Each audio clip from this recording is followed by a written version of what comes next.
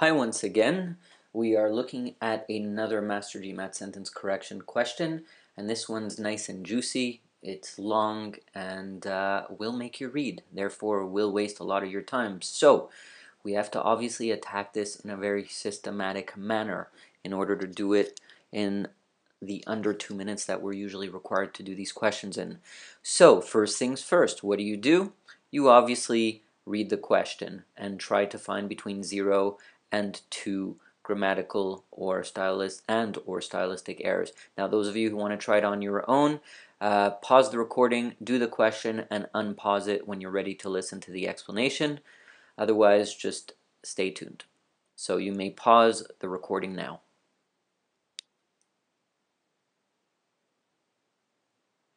Okay, welcome back. So with something this long, obviously you have to be a little bit careful. So the first thing we're going to do is we're obviously going to read the question and see what's going on with it. I'm not going to read the whole thing here, but let's take a look at the underlined portion. His ideas about philanthropic giving for the common weal were applauded by the public, but there was much criticism from theological circles too. Okay, that's the underlined portion. Now what do we see over here? Well, certainly one of our main stop signs is the but. When you have and or but, you need to check parallelism issues, because what occurs in parallelism is that what occurs on one side of it also has to occur on the other side. The parallelism needs to be grammatically correct and logically correct. Okay, so what's going on over here? Well, here the construction A but B, right, meaning all this, his ideas about blah blah blah blah blah, but B, this part of it, are not properly related in terms of parallelism. Why is that? Can you see it? Well, in this case, what happens is that clause A tells us that his ideas were applauded or praised. Right? You have the subject and the verb, while clause B tells us that there was criticism. So there's a contrast. However, it's logically incomplete over here, and it's a little confusing. Why? Since clause A told us that the ideas received praise, we logically expect clause B to tell us that the ideas themselves were criticized, right? His ideas were applauded, but there was much criticism from theological circles too. Now, what does this criticism refer to? Not the best answer, because we don't know what it refers to. We need to know exactly what these things are supposed to refer to over here. We expect his ideas to have been criticized by theological circles, and here we know no such thing. So it's not exactly clear what's being criticized, and the parallelism fails. If you're unsure, you leave it for now.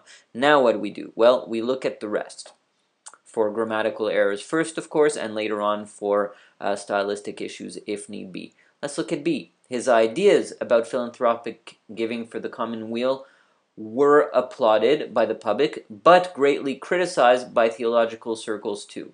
Well, over here, this is a little bit better.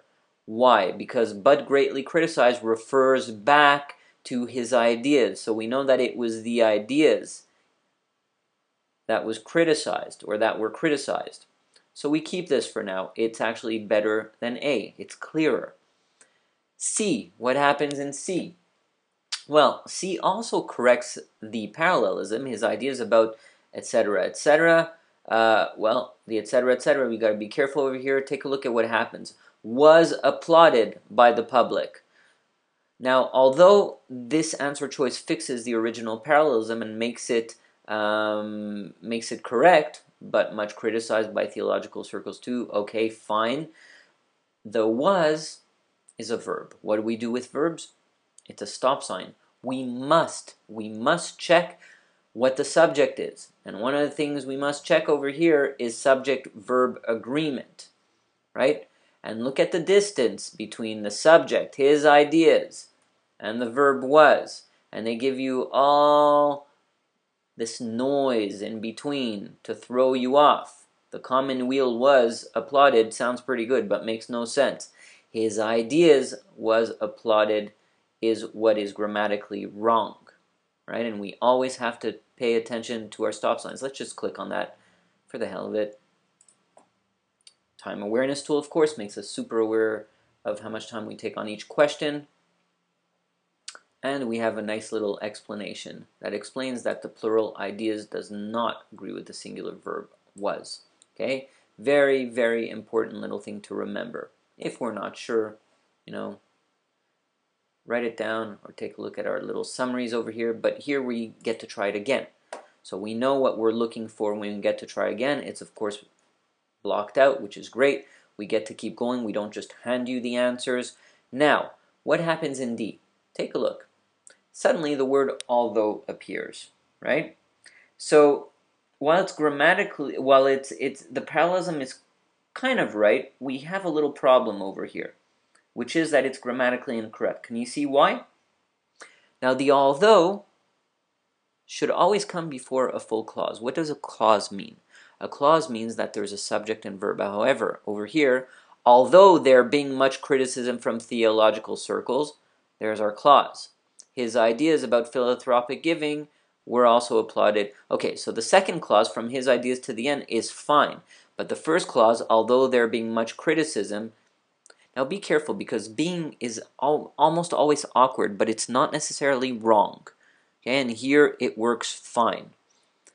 However, although there being, well, we don't have a subject verb, therefore we don't have a full clause, therefore we have a fragment. We could get rid of this because it's grammatically incorrect.